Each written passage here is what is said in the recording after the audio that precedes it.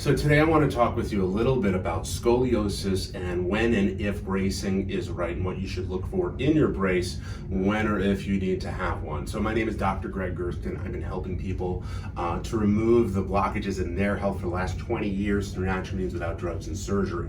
Scoliosis, for you to know, it winds up being that the spine, when we look at it from straight on, should go straight up and down.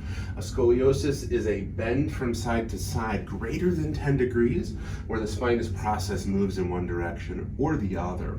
For scoliosis, there are degrees of scoliosis where between 10 and 20 degrees is considered a mild scoliosis. I've got to be honest with you, I don't really think of it as mild. I think it's a bit essential to take action. If we don't take action when we see this beginning, we end up in big problems. And the big problems, it can wind up turning into a situation where you need bracing and or potential surgery. The things that you could take action on is working with a corrective chiropractor to understand the biomechanics that are broken down and the exercises and or traction that needs to be done to help remodel the spine back to normal. That's going to be in the 10 to 20 degree curve. When we get over 20 degrees, unfortunately, there's too much bend and we need to use some more force to help reduce the curve as well as to prevent it to progress.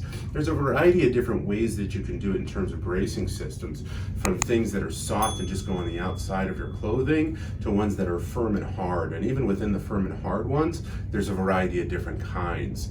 Some of them wind up using what's called a 2-point bend, where they just bend you over to the side. These are the ones that are more commonly found in medical models and really are the ones that typically don't have the best outcomes. They hold you in the place of your distortion in the hope that that won't allow you to progress.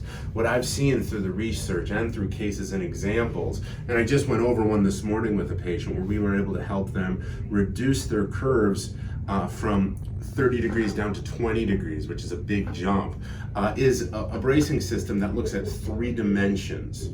And it winds up dealing with rotation, it winds up dealing with lateral flexion and translation. The one that I've found to be the best is called ScoliBrace. It looks like this. Many of these braces are now all looking the same from the outside. They're a hard plastic, they've got some curves to it, but what we do with the curves is really super important and essential.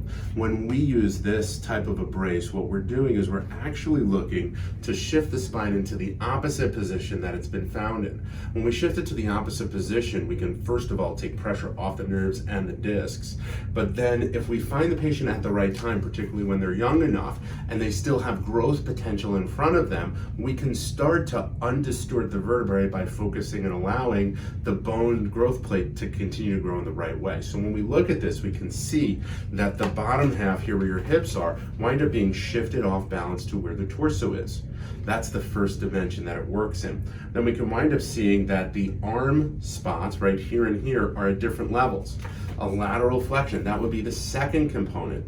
Now the third component that you can see is you've got to look at it from the top. And when we look at it from the top, it also involves some rotation. This is a key and important element that often gets missed in the brace development system to wind up not only laterally flexing and translating, but also derotating the spine. Now for many, this is going to be more than you need to know, but what you've got to be sure is that it's a 3-dimensional pressure that is being applied to the system, not just a 2-point bend. If you've got questions about this, write down below. Or better yet, we may need to hop on a discovery call. I'll include those in the notes. And if you're wondering if your child does have scoliosis, I created a great video on a 5-point check that I'll look to connect right here and I'll look to see on that video.